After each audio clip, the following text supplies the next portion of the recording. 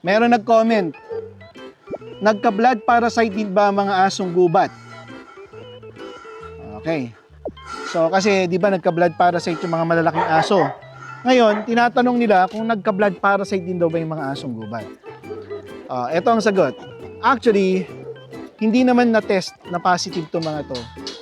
Itong mga asong gubat. At saka hindi rin sila tumamlay kumain. Ang nangyari sa kanila ay kahit na magana silang kumain ay medyo pumayat sila. Ang ginawa namin, dahil nga ang tingin ko dyan is kapag infected ang isa, ay infected ang lahat. Kaya kasama sila sa gamutan.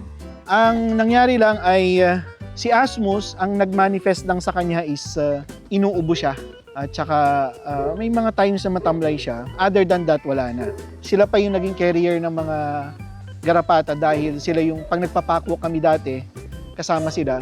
Then madalas nakakita kami ng mga garapata sa mga singit-singit nila. At saka sila lang kasi yung alpas dito sa Supero, no. Ganun pa man, okay na sila. Tingnan niyo naman si Asmus, oh. Tingnan niyo, hotdog na to. Wala nang shape to, eh, oh. Pag tinignan mo yung top view niyan, halos wala ka nang makitang top view, eh, oh. Oh. Halos pantay na, eh. Oh. Kaya for me, healthy na sila lahat.